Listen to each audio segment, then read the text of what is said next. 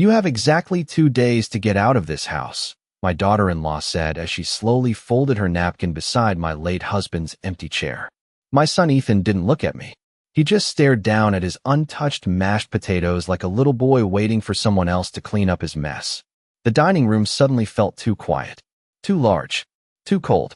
Just 1 week earlier, this same table had been filled with casseroles, sympathy flowers, and whispered condolences after my husband Walter's funeral. Now the flowers were already beginning to wilt, and apparently, so was my place in the family. I kept my hands folded carefully in my lap because at 71 years old, I had learned something important about humiliation. The louder people try to push you down, the calmer you must become. Rachel leaned back in her chair and crossed her arms. Her diamond bracelet caught the warm kitchen light as she sighed impatiently. "The house is too much for you now," she continued. "Ethan and I have already talked about renovations. We need more space if we're going to move forward with our lives." Move forward with our lives. The words settled heavily into my chest. Walter had been dead for 8 days. 8. I looked toward the hallway where his navy blue coat still hung beside the front door, exactly where he left it before the heart attack that took him from me so suddenly. Some mornings I still expected to hear his footsteps coming downstairs. Sometimes grief plays cruel little tricks like that. Ethan finally cleared his throat. "Mom, Rachel's right," he mumbled quietly. "Maybe a smaller place would be better for you. Better for me." I almost smiled at how quickly children learn to disguise selfishness as concern. 42 years earlier, Walter and I bought that house with money saved from double shifts and canceled vacations. I still remembered painting the nursery ourselves before Ethan was born. Walter had spent 3 weekends building the back deck with his own hands. Every scratch on those hardwood floors belonged to our family history. And now my daughter-in-law spoke about it like she was discussing a property listing online. Rachel stood and carried her wineglass to the sink. "We already contacted movers," she said casually. "Friday morning works best." I noticed the word we. Not once had she said your family, your home, your memories. Just we, as if I had already disappeared from the picture. My throat tightened, but I refused to let her see it. Instead, I slowly stood from the table, smoothing the wrinkles from my cream-colored cardigan. Ethan finally glanced up at me then, but only for a second. Long enough to reveal guilt. Not long enough to stop any of this. "All right," I said softly. Rachel blinked, clearly surprised by how easily I agreed. She had expected tears, maybe even begging. Instead, I picked up my empty coffee cup and carried it carefully to the sink. The silence made her uncomfortable now. Good. Because what Rachel Whitmore didn't know was that before Walter died, he had quietly prepared for the exact moment someone in this family would mistake my grief for weakness. That night, I did not cry. I noticed that surprised me more than Rachel's cruelty or Ethan's silence. After 42 years of marriage, I had imagined grief would look dramatic somehow. I thought there would be screaming or collapsing or desperate prayers whispered into dark ceilings. Instead, grief felt quiet. It looked like rinsing dishes nobody finished eating. It sounded like the hum of the refrigerator at midnight. It felt like standing alone in a kitchen while the people you raised discussed your future as if you were no longer sitting in the room. I washed Walter's favorite coffee mug carefully and placed it on the drying rack beside the sink. Rachel hated that mug. She once called it ugly because the handle had a crack running down one side. Walter only laughed and said old things deserved loyalty too. I stood there for a long moment staring at it, while Rachel's voice drifted faintly from upstairs. She was already talking about paint colors. "The guest room could become a home office," she said loudly enough for me to hear. "And we should definitely open up the kitchen wall. The guest room, not my bedroom, not Walter's study." Already the language had changed. Ethan said something quietly in response, but I could not make out the words. He had become very good at speaking softly over the years, especially around conflict. Especially around his wife. I dried my hands slowly and walked through the living room. The house felt unfamiliar now, almost like I was visiting someone else's memory. Walter's reading glasses still rested beside his recliner. A folded newspaper sat untouched on the side table exactly where he left it the morning before he died. Sometimes I caught myself resenting those little untouched things because they refused to accept reality any more than I did. Upstairs, I opened the bedroom door and stopped immediately. Rachel had already been inside. I knew because my jewelry box sat slightly crooked on the dresser. The The top drawer beside Walter's side of the bed had been pushed closed too quickly. Some people leave fingerprints without ever touching anything. I walked to the closet and stared at Walter's suits hanging neatly beside my dresses. The scent of his cedar aftershave still lingered faintly in the fabric. My chest tightened so suddenly I had to sit down on the edge of the bed. "You knew," I whispered quietly into the empty room. Because now I was beginning to suspect Walter had known exactly who Rachel really was long before I did. The signs had always been there. Small things at first. Rachel correcting me sharply in front of guests. Rearranging my kitchen without asking whenever she visited. Convincing Ethan to spend holidays with her family instead of ours. Tiny little cuts spread out over 15 years until eventually you stopped noticing you were bleeding. I opened my nightstand drawer looking for a sleep aid when I noticed something strange. A folded envelope rested beneath my Bible. I frowned immediately because I had never placed anything there. My name was written across the front in Walter's careful handwriting. Helen. My hands suddenly felt cold. I opened the envelope slowly, almost afraid to breathe. Inside was a single note written in blue ink. "If Rachel ever pushes too far, call James Collins immediately. Trust no one else." Beneath the note was a business card for Walter's attorney. I stared at those words for a very long time. Walter had always been calm, observant, the kind of man who noticed things others ignored.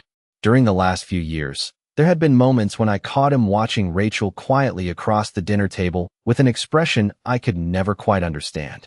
Not anger, not dislike, something closer to disappointment.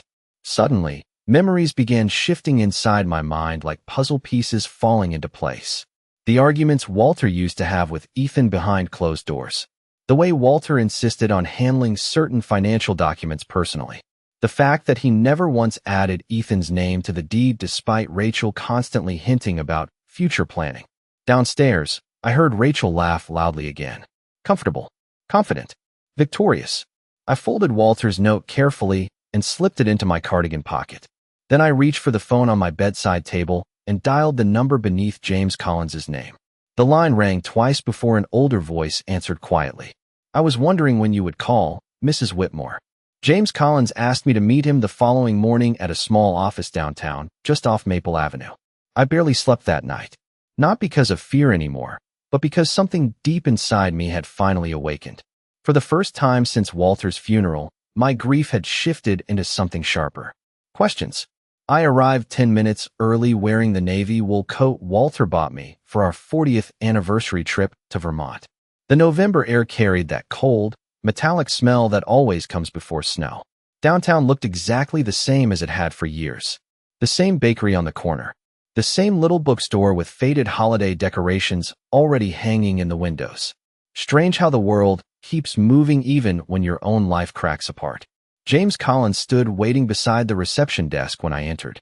He was older than I remembered. His silver hair thinner now. His shoulders slightly stooped beneath a charcoal gray suit. But his eyes remained sharp. Careful. He shook my hand warmly and guided me toward his office without wasting time on sympathy. Somehow I appreciated that. People often think grief needs softness. Sometimes it only needs honesty. His office smelled faintly of leather and old paper. Walter used to like places like this.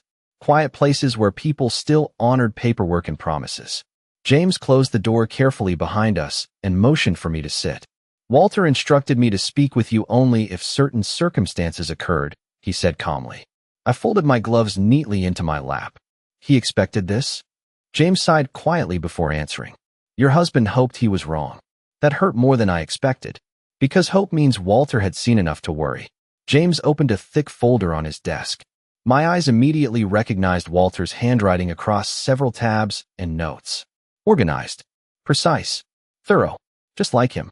3 years ago, James continued, Walter established an irrevocable trust connected to the house and several financial accounts. I frowned slightly. Walter and I had always discussed major decisions together. Or at least I thought we had. Why would he hide that from me? James looked at me carefully before answering. Because he believed you would defend Ethan no matter what. The truth of that settled heavily between us. He was right. Mothers spend years protecting their children from consequences. Even grown children. Especially grown children. James slid a document across the desk toward me. The property remains entirely under your control for the remainder of your life. Neither Ethan nor Rachel can sell it, refinance it, or legally remove you from the residence. I stared at the words without speaking. Relief arrived slowly. Not as joy. More like oxygen finally returning after being underwater too long. There is more, James said quietly. He opened another folder and adjusted his glasses. Walter included a behavioral clause. I looked up sharply. What? If any beneficiary attempts coercion, intimidation, or forced displacement against you, they automatically forfeit all inheritance rights connected to the trust. The room became completely silent. Outside the office window, snow had begun drifting softly onto the sidewalks below. Tiny white flakes falling over ordinary people carrying coffee cups and shopping bags, completely unaware that my entire understanding of my marriage had just changed. Walter knew. He knew Rachel would eventually try something. Maybe not immediately. Maybe not this cruelly. But he knew enough to prepare. My throat tightened unexpectedly. Why would Ethan agree to this? I whispered. James hesitated for the first time since I arrived. Mrs. Whitmore, he said gently, I do not believe Ethan was fully aware of what Rachel had been doing financially these past few years. I frowned immediately. Financially, James reached for another file. Walter noticed unusual transfers between joint family accounts. Small amounts at first. Credit cards. Household reimbursements. Unauthorized spending routed through Ethan's business accounts. My stomach slowly dropped. Rachel had not only wanted the house. She had been quietly positioning herself for years. Suddenly, every expensive handbag, every luxury spa trip, every suspicious little comment about money came rushing back into my mind all at once. Walter confronted Ethan privately twice, James continued. But your son defended her both times. Of course he did. Ethan had inherited Walter's kindness without inheriting his instincts. James leaned forward slightly. Mrs. Whitmore, I need to ask you something very important. Has Rachel threatened you directly? I thought about the dinner table, the movers, the confidence in her voice upstairs while discussing renovations before I had even packed a single box. Then I slowly reached into my purse and removed the handwritten note Rachel had left outside my bedroom door that morning before I came downtown. 2 days. Please do not make this harder than it has to be. James read it once. Then his expression changed completely. Calm became cold. He carefully placed the note into the open file before looking back at me. Well, he said quietly, I believe your husband's contingency plan is officially in motion. When I returned home that afternoon, Rachel was sitting at my kitchen island scrolling through furniture samples on her tablet, as if she already owned the place. Sunlight poured through the windows behind her, catching the gold streaks in her hair while she casually sipped. Sparkling water from one of my crystal glasses. The same crystal set Walter and I bought in Boston during our 25th anniversary trip. She barely looked up when I walked in. You are back early, she said lightly. Not welcome home. Not how are you holding up. Just mild irritation that I had interrupted whatever fantasy she was building inside my house. I hung my coat carefully by the front door and noticed another change immediately. Walter's framed photograph from the hallway table was gone. My chest tightened. Where is your father-in-law's picture? I asked quietly. Rachel finally glanced up from her tablet with that same polished smile she always used when pretending to be reasonable. Oh, I moved some things around this morning. The entryway was starting to feel cluttered. The photograph had stood there for 16 years. Walter smiling proudly beside the fishing boat he rebuilt after retirement. I looked toward the living room and slowly realized more things had disappeared. The old quilt folded over Walter's recliner. The brass lamp beside the fireplace. Even the small ceramic bowl where he used to keep loose change and peppermints. Little pieces of him erased one object at a time. Rachel followed my gaze calmly. I figured it is healthier not to live surrounded by reminders, she said.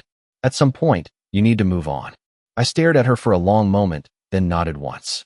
You seem very comfortable making decisions in a house that does not belong to you. For the first time since Walter died, something flickered across her face. Not guilt. Irritation. Rachel set the tablet down slowly. Helen, I think we should avoid unnecessary tension these next couple of days. There it was again. Her certainty.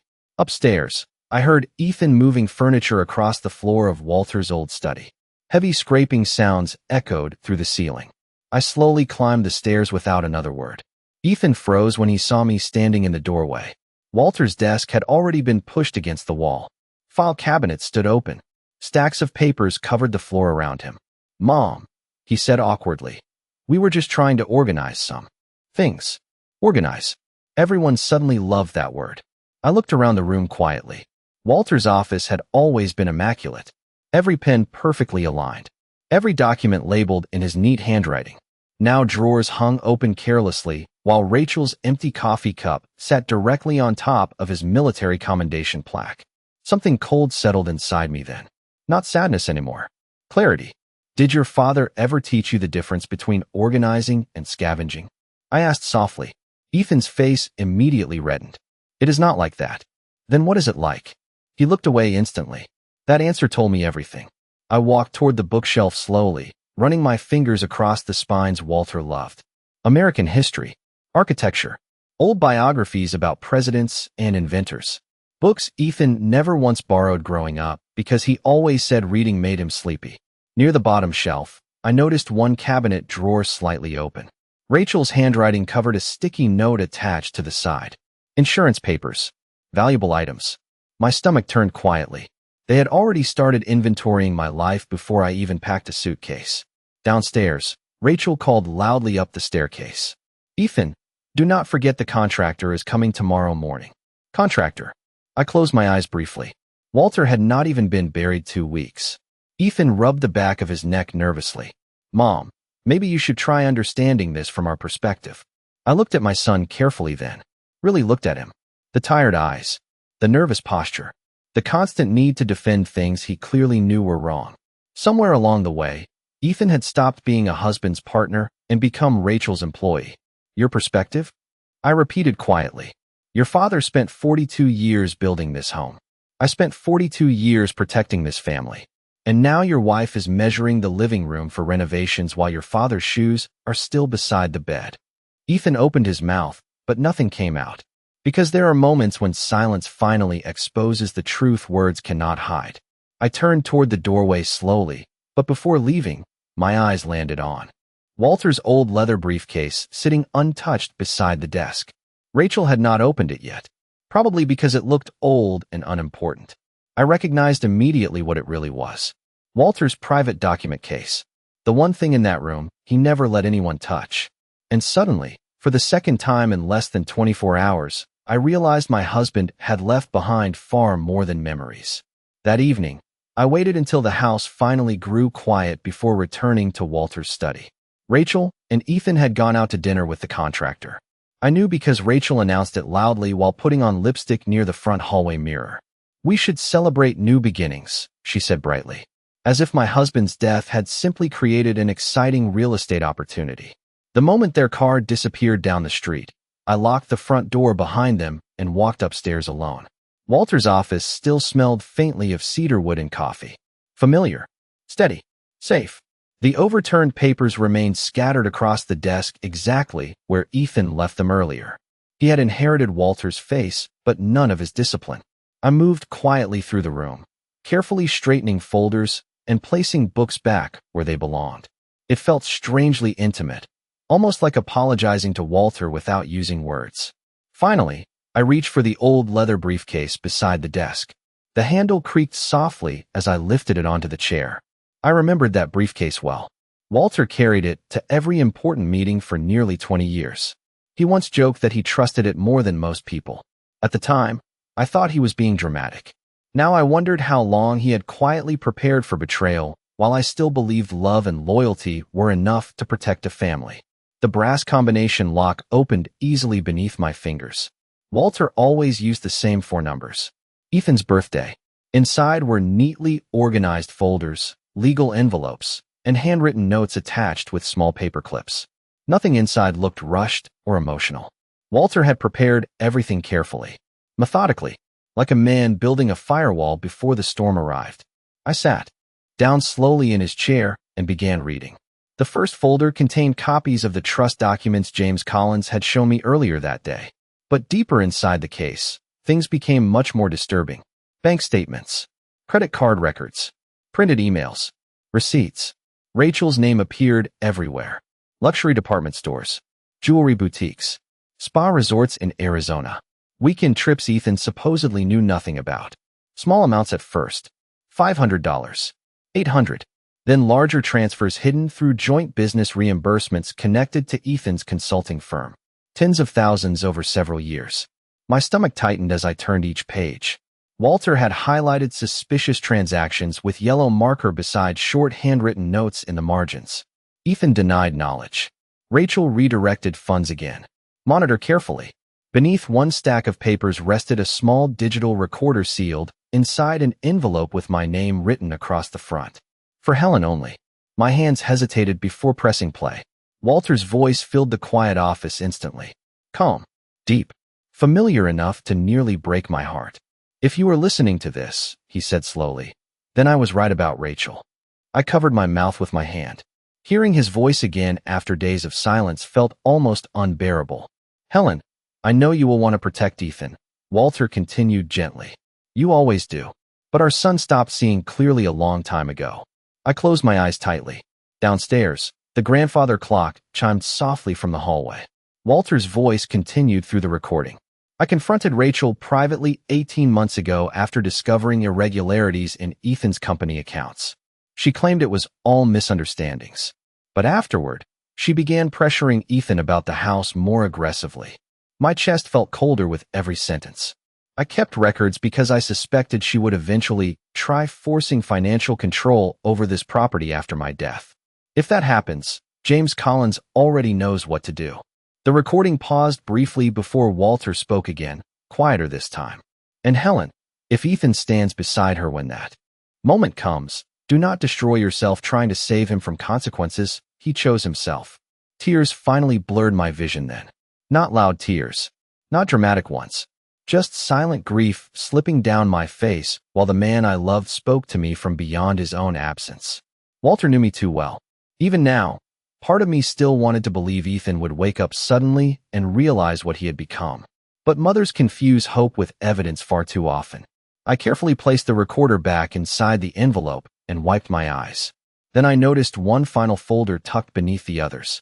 Security footage. I frowned and opened it slowly. Inside were printed screenshots from the home security cameras Walter installed the previous spring. Timestamps covered each image. Rachel entering Walter's office while nobody was home. Rachel photographing financial documents with her phone.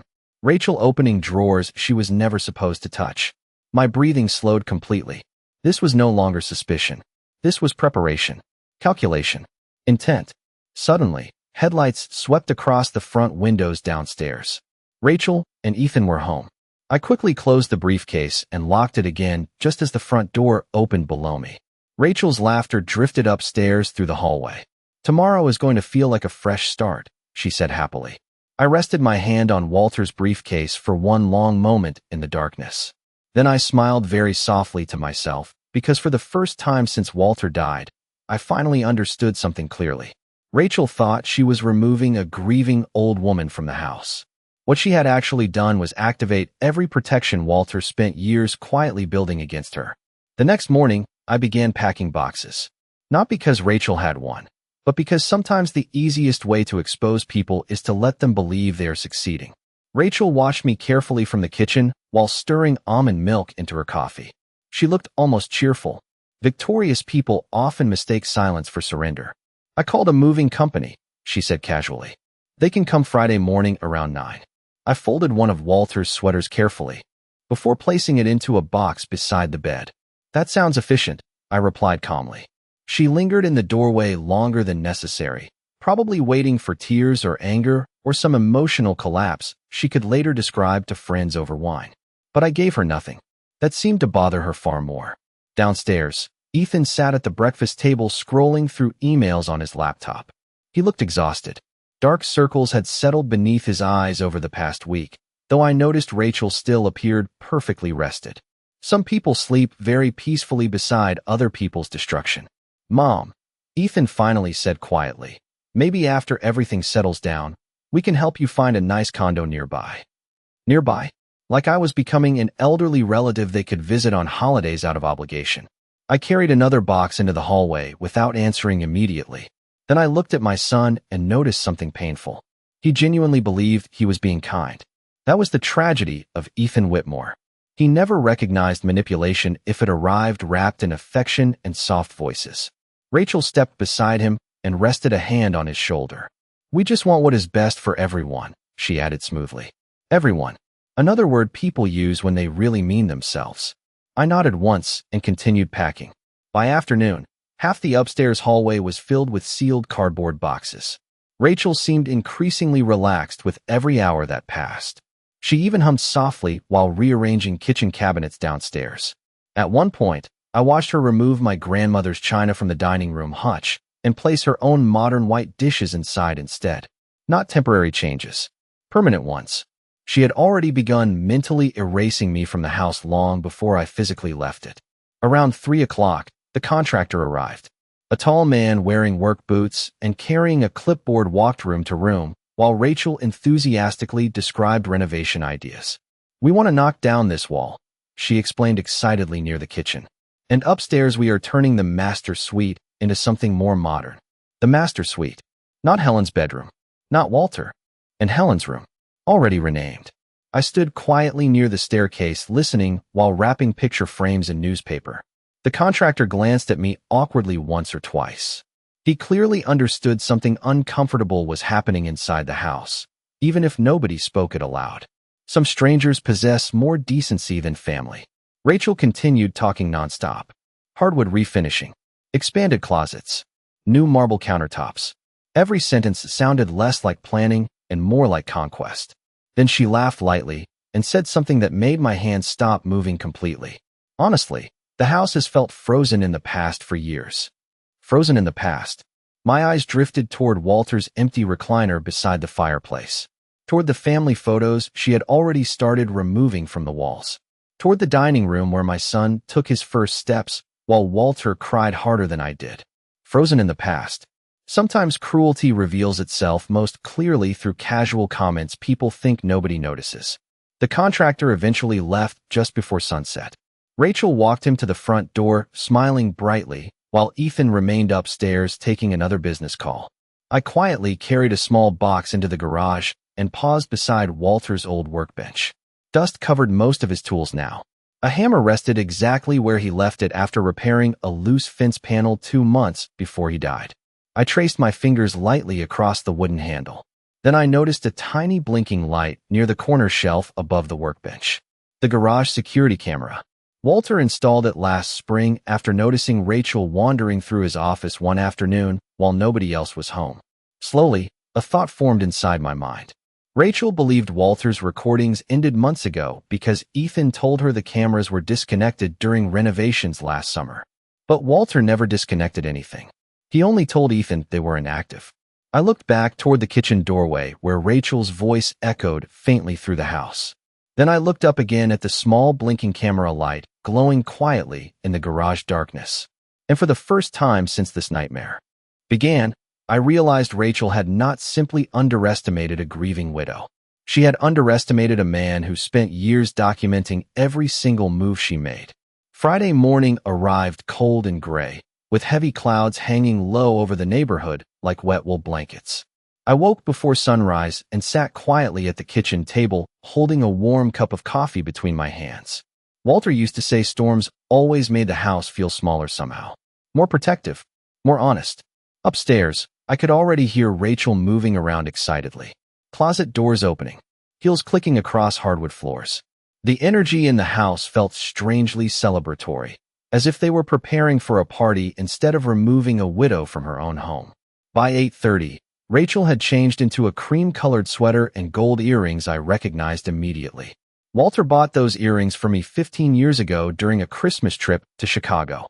I stared at them silently while she checked her reflection in the microwave door. "The movers should be here any minute," she said brightly. I figured it would be easier if everything happened quickly. Quickly, like grief had become an inconvenience to schedule around. Ethan walked into the kitchen moments later looking pale and exhausted. His tie hung crooked beneath his coat collar, and his eyes avoided mine entirely. I wondered if he slept at all the night before. Some part of him had to understand things were moving too fast now. But weakness is a dangerous thing in marriage. Once one person starts leading with cruelty, the other often mistakes silence for loyalty. "Mom," Ethan began awkwardly. Maybe after everything settles down, we can all have dinner sometime. I looked at him carefully over the rim of my coffee cup. You are speaking to me like I already left. His face tightened immediately, but before he could answer, the doorbell rang. Rachel practically rushed to answer it. Through the front window, I saw two movers standing beside a large white truck parked along the curb. The company logo stretched across the side in bright blue letters. Fast Track Relocation Services. Rachel opened the door with the smile of someone expecting victory. Perfect timing, she said cheerfully. Most of the boxes are upstairs. One of the movers glanced past her into the house and noticed me sitting calmly at the kitchen table. His expression shifted slightly. Confused. Uncomfortable. Again, strangers seemed to understand the situation more clearly than my own family did. Rachel led them upstairs immediately, while Ethan lingered near the kitchen island rubbing his forehead nervously. This is not how I wanted things to happen, he muttered quietly. I set my coffee cup down carefully. Then why did you allow it? He opened his mouth, but nothing came out. Because there are no good answers once cowardice finally catches up with you. Upstairs, heavy footsteps echoed through the hallway while the movers carried boxes downstairs. Rachel's voice floated through the house nonstop. Faster with this one. Careful with that lamp. Put those near the truck first. Every instruction sounded less like moving and more like erasing evidence of my existence. At exactly 9:15, another vehicle pulled slowly into the driveway. A black sedan. Rachel barely noticed at first because she was too busy directing the movers toward my bedroom furniture. But I noticed immediately. So did Ethan. His face drained of color before the driver even stepped out. James Collins climbed from the car wearing a dark overcoat and carrying Walter's leather briefcase beneath one arm. Beside him stood a uniformed sheriff's deputy with a folded document packet in his hand. The entire atmosphere inside the house changed instantly. Rachel froze halfway down the staircase. What is this? She demanded sharply. James removed his gloves calmly before answering. Mrs. Whitmore requested legal intervention regarding unlawful coercion tied to the Whitmore family trust. Rachel blinked rapidly. I do not know what you are talking about. The sheriff's deputy stepped forward then, his voice calm but firm. Ma'am, we need everyone in the living room immediately. Ethan looked completely lost now. Mom, what is happening? Slowly, I stood from the kitchen table and smoothed the sleeves of my cardigan. For the first time in days, I no longer felt like a guest inside my own home. James placed Walter's briefcase carefully on the coffee table before opening it in front of everyone. Neatly organized documents filled the case alongside printed photographs, bank records, and security camera stills. Rachel's confident posture began unraveling piece by piece the moment she recognized her own face in those images. James spoke clearly and without emotion. Under the terms established by Walter Whitmore 3 years ago, any attempt to intimidate, pressure, or forcibly remove Helen Whitmore from this property results in immediate forfeiture of all inheritance rights connected to the trust. Silence crashed through the room, so completely even the movers stopped carrying boxes. Rachel stared at James in disbelief. That is ridiculous. James calmly slid the handwritten note she left outside my bedroom onto the table beside the trust documents. 2 days. Please do not make this harder than it has to be. Rachel's face turned pale instantly.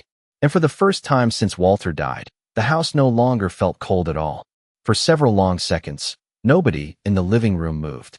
The movers stood awkwardly near the staircase holding half-packed boxes while the sheriff's deputy remained beside the front door with his hands calmly folded in front of him. Rachel's entire expression had changed now. The confidence was gone. So was the polished smile she wore like armor. In its place sat something far uglier. Panic. This is insane, she snapped suddenly, turning toward Ethan. Say something. Ethan looked down at the photographs spread across the coffee table. Rachel opening Walter's office drawers. Rachel photographing account records. Rachel entering restricted areas of the house while nobody else was home. His breathing became shallow, confused, unsteady, like a man watching two versions of reality collide at once. Rachel, he said quietly, why were you going through Dad's financial files? She crossed her arms immediately. Defensive, sharp, because somebody in this family needed to know what was actually going on. James Collins remained perfectly calm. Mrs. Whitmore, the issue is not curiosity. The issue is documented. Coercion tied to an active inheritance trust. Rachel laughed suddenly, but the sound carried no humor anymore. Coercion? I asked an elderly woman to downsize after her husband died. People do that every day. I looked at her steadily from across the room. You arranged movers before asking where I planned to live. Her jaw tightened. Because you were dragging this out. The sheriff's deputy shifted slightly beside the doorway. Even he looked uncomfortable now. James opened another folder from Walter's briefcase and slid several bank statements onto the coffee table beside the photographs. There is also the matter of unauthorized financial activity connected to Ethan Whitmore's business accounts. Ethan frowned immediately. What accounts? Rachel turned toward him too quickly. That has nothing to do with this. But James continued calmly. Over the last 3 years, approximately $87,000 was transferred through reimbursement channels connected to household operational expenses. Ethan stared at the documents silently. What? Rachel's voice sharpened instantly. Those were business deductions. We already talked about that. No. Ethan replied slowly, still staring at the paperwork. You said those charges were temporary client expenses. Silence settled heavily across the room again. I watched my son carefully then. Watched the exact moment denial finally began cracking apart. His shoulders slumped slightly. His face lost color. For years, Ethan had chosen comfort over confrontation because confronting Rachel meant confronting his own weakness too. But truth eventually corners people whether they are ready or not. You told me the Arizona resort trip was for networking, he whispered. Rachel threw up her hands dramatically. Oh please, Ethan. Everybody moves money around for tax purposes. James calmly adjusted his glasses.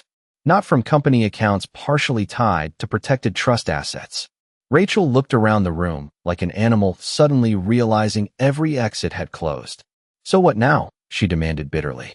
You are throwing us out. Nobody answered immediately. That was the interesting part. Rachel believed consequences only. Counted when they happened to her. She never once considered what she had already done to everyone else inside this house. Ethan finally sat down heavily on the couch and rubbed both hands across his face. He looked older suddenly. Smaller somehow. Did Dad know? He asked quietly. James nodded once. Your father discovered irregularities 18 months ago. Ethan swallowed hard. And he never told me? He tried. I answered softly before James could speak. Ethan slowly looked up at me then. His eyes full of something I had not seen in years. Shame. Real shame. Mom, his voice cracked slightly. I did not know it had gotten this bad. Rachel spun toward him immediately. Oh my God, are you serious right now? You are taking their side. Their side. As if truth belonged to teams now. Ethan stood slowly from the couch. Did you take money from the business accounts without telling me? Rachel hesitated. Only for 1 second. But sometimes 1 second is all it takes to destroy trust permanently. Ethan stared at her in disbelief. Rachel, I was protecting our future, she snapped defensively. You never make decisions. Somebody had to. The room fell silent again. Outside, snow continued drifting softly across the front lawn. Walter spent 20 years carefully maintaining himself. I looked toward the window for a long moment before speaking calmly. No one is throwing you out today. Rachel blinked in surprise. Ethan looked confused. I folded my hands carefully in front of me. But Walter designed this trust very carefully. Effective immediately, neither of you has any ownership claim to this property or its connected assets. James nodded once beside me. And based on the evidence presented today, formal financial review proceedings will begin Monday morning. Rachel's face drained completely pale. For the first time since Walter died, she finally understood something important. She had spent years treating my kindness like weakness. And now she was standing inside a house built by 2 people who quietly prepared for exactly the kind of person she turned out to be. By sunset, the house had become quiet again. The movers were gone. The sheriff's deputy had left after completing his report. James Collins carried Walter's briefcase out to his car temporarily so copies could be prepared for the financial review.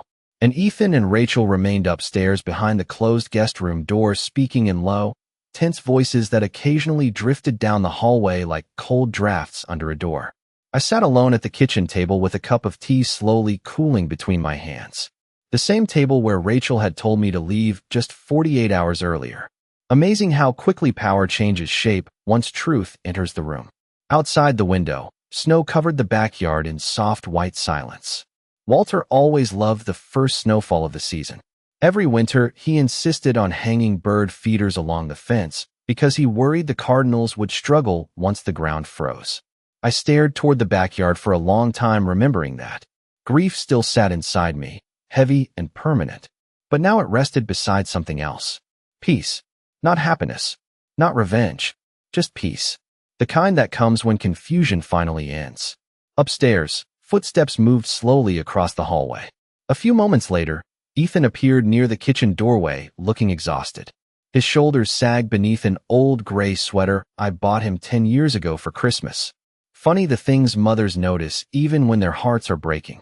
He stood there awkwardly for several seconds before finally speaking. "Rachel packed some bags," he said quietly. I nodded once, but did not answer immediately. Ethan pulled out a chair across from me and sat down heavily. He looked older tonight than Walter did at 60. "I should have listened to Dad," he admitted softly. I wrapped both hands around my teacup. "Your father tried very hard to protect this family." Ethan laughed bitterly under his breath. "Looks like he was the only one who saw what was happening." "No," I thought quietly. "Walter saw it clearly. I simply refused to. Because mothers spend years believing love can fix character. But love does not change people. It only reveals them over time." Ethan stared down at the table for a long moment before speaking again. "Did you know?" he asked quietly. "About Rachel?" I considered the question carefully. I knew she liked control, I answered honestly. I knew she enjoyed winning. But I did not understand how far she would go once money and property became involved. Ethan rubbed his face slowly with both hands. "I feel stupid." I looked at my son then, really looked at him. Beneath the mistakes, beneath the weakness, beneath all the years of avoiding conflict because he wanted life to remain easy. He was still the little boy who once cried for 2 days after accidentally stepping on a bird's nest in our backyard. Somewhere along the way, he had confused keeping the peace with surrendering his judgment. "You were not stupid," I said quietly. "You were passive. There is a difference." He swallowed hard at that. Because sometimes the truth sounds gentler when spoken softly. Upstairs, a suitcase rolled across hardwood floors. Rachel was leaving. Neither of us moved to stop her. A few minutes later, she appeared at the front doorway wearing a long beige coat with her purse over one shoulder. Her makeup remained perfect despite everything. Some people treat image like survival. She looked toward me briefly but avoided eye contact almost immediately. For the first time since I met her 15 years ago, Rachel Whitmore had nothing left to say. Ethan stood slowly from the table as she reached for the door handle. "Rachel," he began quietly. She paused but never turned around fully. "I need some space," she said coldly. Then she walked out into the falling snow without another word. The front door closed softly behind her. No shouting. No dramatic ending. Just silence. Somehow that felt more honest. Ethan remained standing near the doorway staring at nothing for several long seconds before finally walking upstairs alone. I stayed where I was. The kitchen lights cast warm reflections across the countertops while snow continued drifting outside the windows. Eventually, I stood and carried my teacup to the sink. Then I walked slowly through the house, turning off lights one room at a time. Walter's recliner beside the fireplace. The hallway photographs Rachel tried removing. The old grandfather clock ticking steadily near the staircase. Everything felt familiar again. Not untouched. Not healed.